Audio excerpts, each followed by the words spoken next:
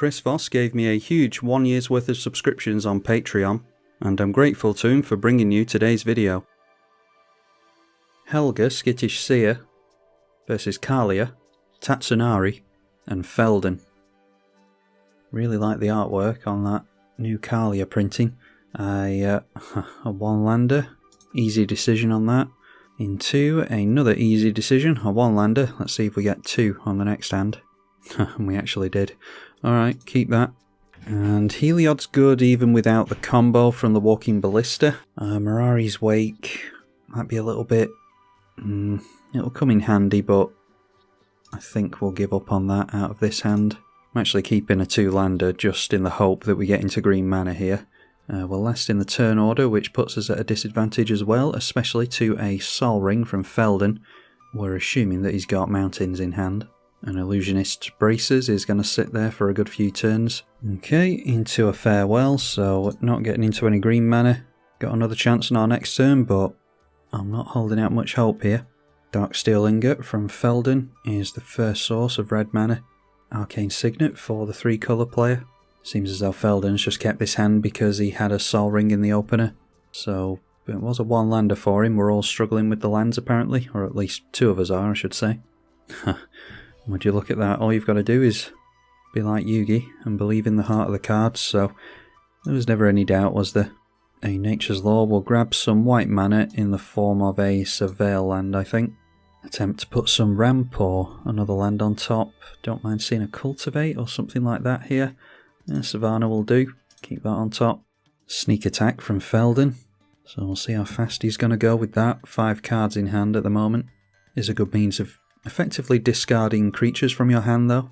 And then you can obviously start copying them. Once they're in the bin you can start copying them with the commander. But they are going to have to play this out and wait a turn cycle for it to untap. Or to get the Summoning Sickness off it even. Farewell might be useful this game. Especially up against the Enchantress player. Tatsunari comes down on turn 3. Noteworthy that he correctly has the matching basics as well. Search for Glory is search for a Snow Permanent, a Legend or a Saga, usually a Legendary. And reveals Avacyn Angel of Hope, so it's slow but gets down Kalia next turn, swings in with it on turn 5. And none of us have spot removal for it, he hopes. Yeah, in black you would be playing things like Demonic Tutor really, so that you don't have to show your opponents what you just tutored for. Although I suppose we could all use our imagination, it's nothing good for us, is it? So draw into the Savannah for the turn, let's get Summoning Sickness away from our Helga.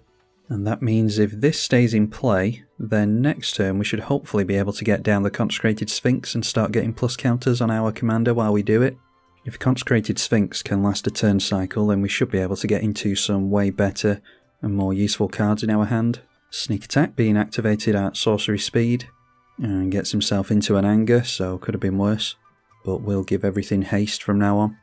Well, once he controls a mountain it will, he actually does have to control a mountain for that. Might as well get some damage in, so takes the shock over towards Kalia. Hopefully don't see any removal onto our commander here from the Tatsunumar player, Lignify or things like that.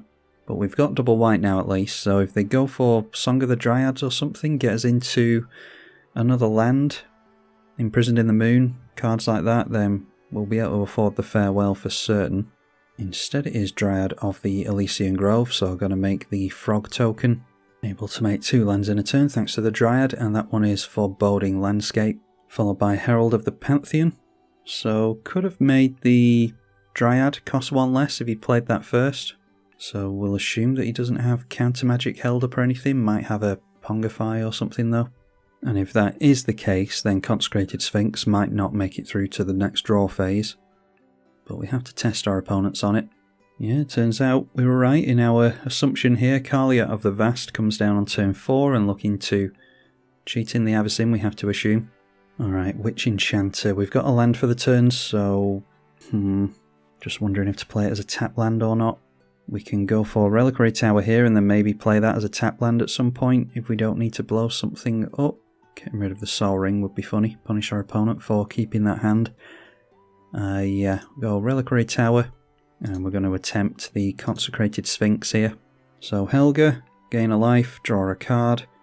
And gets plus counter. Got Polluted Delta, so we can hold on to the Witch Enchanter for a bit longer perhaps. Pass the turn at that and see if this Sphinx survives through to the next draw phase. This player is holding up priority. Personally, in Enchantress decks, I forego the instant speed removal like Pongifies and Swords to Plowshares and things like that, and just tend to go for the sorcery speed Enchantress removal. In blue, you could always go for Leyline of Anticipation and cards like that if you wanted to play at instant speed. And there are some instant speed aura pacify effects as well. Anyway, Consecrated Sphinx seems as though it's going to survive, so we draw into another land and a Hardened Scales. And thankfully our opponent has managed to keep his Darksteel Ingot in place, so plays another enchantment in Fires of Invention. This is equal to the number of lands you control without paying the mana cost though, so yeah. Did he just kind of lock himself out with this?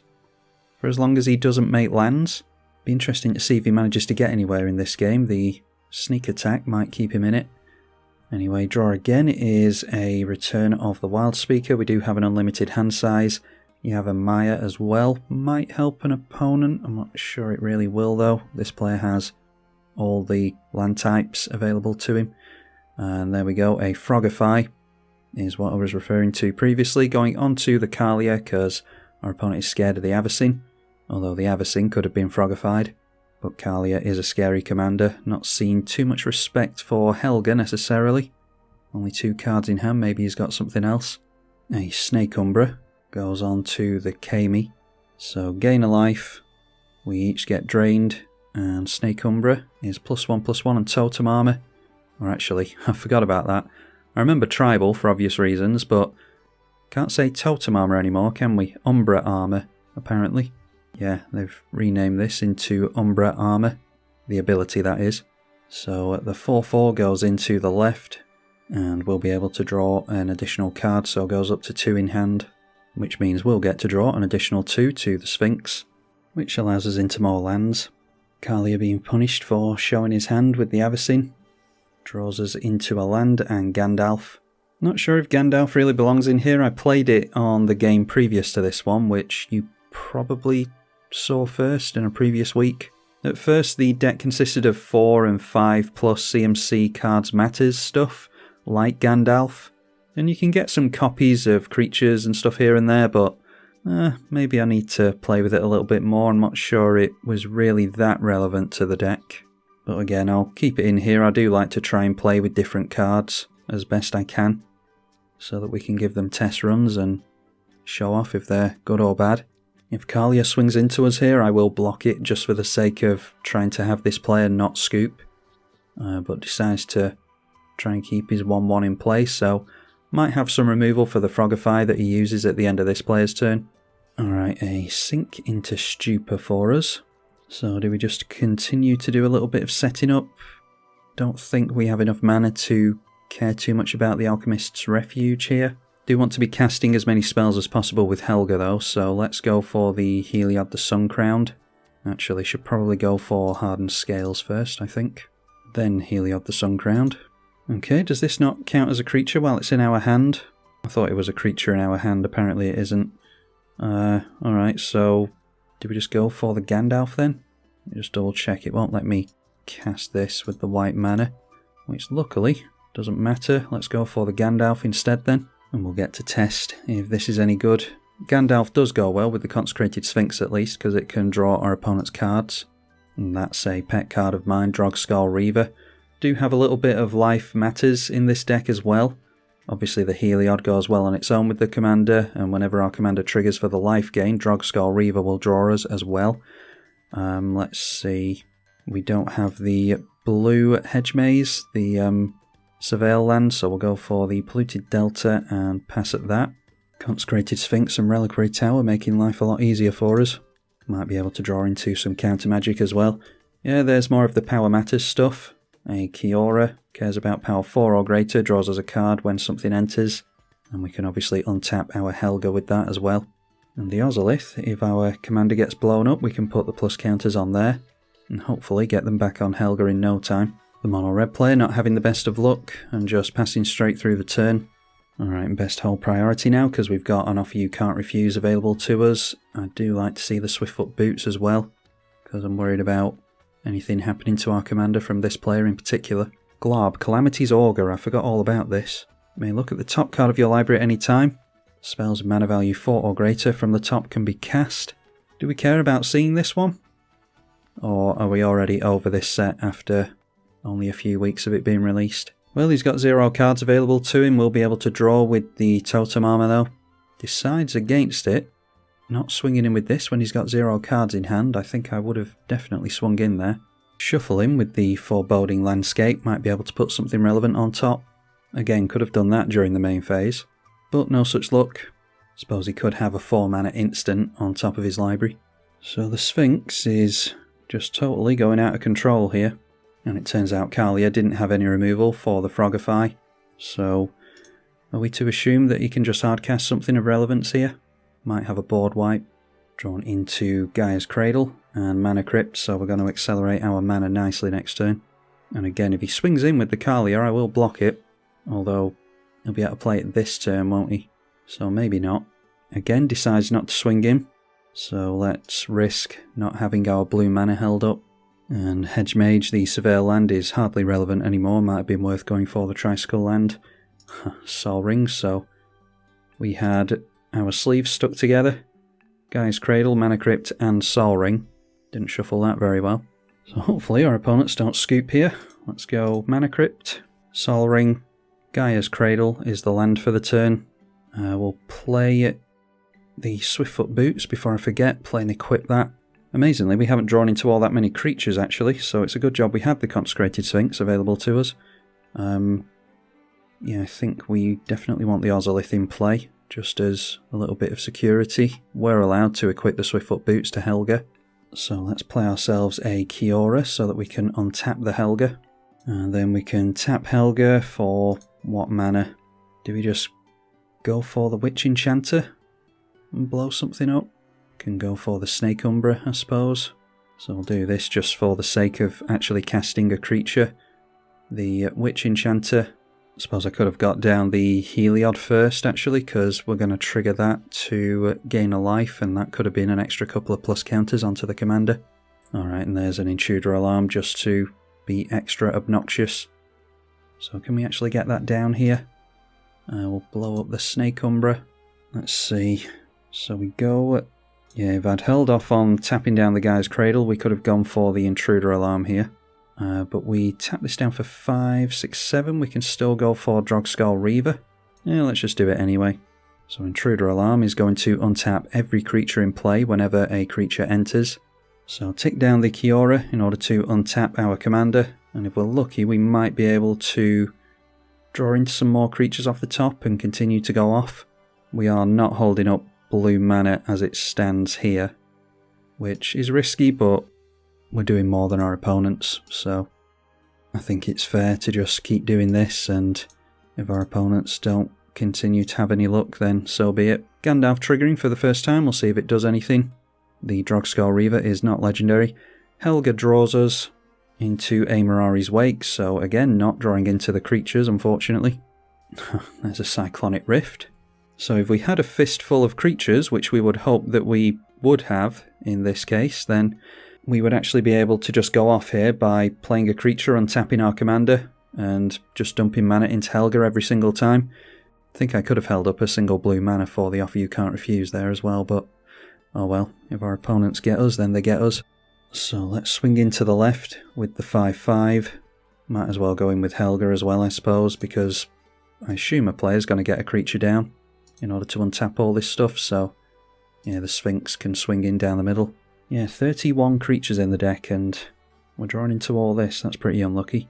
So deal a heap of damage, including 8 commander damage over here, and we'll see if the red player manages to get into a mountain. Really hoping that we get to make some use of Drogskull Reaver, although it's pretty moot at this point because, yeah, the Consecrated Sphinx has obviously drawn us into a bunch, but the incremental life gain into Drogskull Reaver I do have high hopes for. A sneak attack being played at the end step. Oh, and they're saying Magus of the Moon. When does that have to get sacrificed? The beginning of the next end step, so that's at the end of this player's turn. Does untap our creatures though. Luckily we've got mana that we can make with the Helga, only for creatures though. And we've got some basics, so that switches off our Reliquary Tower. We might as well discard the non-basics then, I think. So don't necessarily have any lands to make next turn, and decided to give up on the Return of the Wildspeaker as well, while we've got means of drawing cards on the battlefield. He did manage to get himself into a mountain though, which is very creative. And this player deciding to scoop to that. We see a Boseiju, and an Ancestral Statue is another means of comboing off. Should be able to make use of this next turn actually. When it enters the battlefield, we can have it return itself to the hand, and in this instance with Intruder Alarm it will untap, more importantly, the commander, and so we can cast it over and over again for infinite plus counters, infinite card draw, infinite life gain. Or it's infinite for as long as we've got cards in the library anyway. Well, he's doing stuff. A Mana Geyser. Did manage to get himself into a fetch eventually, but that will be tapped down as a basic for that, thanks to the Magus of the Moon. So we'll see if he's got a board wipe into the Offer You Can't Refuse that we should have held up. Scourge of the Throne now, and our opponent does control a mountain, so Anger will give everything haste. Intruder Alarm continues to untap everything. So the Illusionist's Bracers now being equipped onto the Dragon. That swings in as a 5/5. So I haven't managed to put any plus counters on the Drogskull Reaver, unfortunately. That does have double strike. Might just block with the Consecrated Sphinx here. The 2/2 goes in at Kiora and does get the plus counters, so yeah, we could trade with the Drogskull Reaver. Doesn't have first strike or anything, does it? No. I think that's probably going to be a good idea to get rid of that while we can, unfortunately. Didn't manage to see the life gain pings with this, but we're going to gain a couple of cards at least on the way out. And then let's just throw Gandalf in the way of the Magus of the Moon. Switches on the colours for this player again, but he would have had a chance at the end of the turn, I think, to do anything. Although he doesn't have any cards in hand, does he? So don't think that's relevant. So first strike damage gains us some life and draws a card. And then second strike damage trades, and we gain another bit of life and draw again. Draws us into Skyshroud Claim, and Damning Verdict could be useful once we get the Heliod going. I'm amazed that the Sphinx has lasted this long. Thought it was a risk getting it down. There we go, finally getting into some creatures. A Thunderous Snapper, More Power Matters, and Master Biomancer, another pet card of mine. Witness Protection finally dealing with the Sphinx. That's a nice top deck from our opponent. Unfortunately, it's far too late. Does take flying from the Consecrated Sphinx though, which could be relevant. Now, let's finally try to show off some Helga shenanigans now that we've got creatures available to us. And we draw into the other Ozolith. This one doubles up the plus counters, so I think we'll definitely get down Heliod before I forget. And then we'll throw down the Ozolith as well to double up plus counters. And then it's Helga being tapped down. We'll just, go for green mana this time. It doesn't really matter. Can be the Thunderous Snapper, I think. No, we don't have big mana value, so we'll go for the Biomancer first. So Helga triggers, gaining us a life. Puts a plus counter, or a few plus counters on itself. Has 7 at the moment, but we've got Hardened Scales and the Ozolith in play. So we've got replacement effects. So jumps up to 10 straight away. Then it's Heliod as well. So yeah, we'll just put the counters on the commander. So that has it jump up from 10 to 14 power. And of course, when the Biomancer enters, it is going to untap the commander with Intruder Alarm. And we've drawn into Smothering Tithe here as well, which is nice. So untap the commander to Intruder Alarm. And we'll throw out the Thunderous Snapper, which again triggers Helga. I forgot to tap it actually. Tap it down for blue mana. We were still spending the mana from the previous tap, so did still trigger. And again, it's replacement effects, more triggers, more counters on the commander. Let's put plus counters on the Master Biomancer, because all the other creatures are going to care about the power of this thing. So with one Heliod resolution, it gets 3 plus counters, jumps up to a 5/7, which means the 4/4 enters with a bunch of plus counters as well. Yeah, that enters as a 4 mana 11/11. So Kiora draws a card because a big creature entered. We untap all of our creatures, and there we've got a Tempest Heart as well. So could go for the instant and then cast this from exile. Can we do that in the same turn though? I'm not sure, so I'll just go for the creature here. And again, in response, because I keep forgetting, tap that down for green mana. We just made 17 green mana from the Helga. And let's pile some more plus counters on the Biomancer. seeing as how our opponents are shields down. So now that has 8 power, the 3/4 comes down as 13/14 apparently.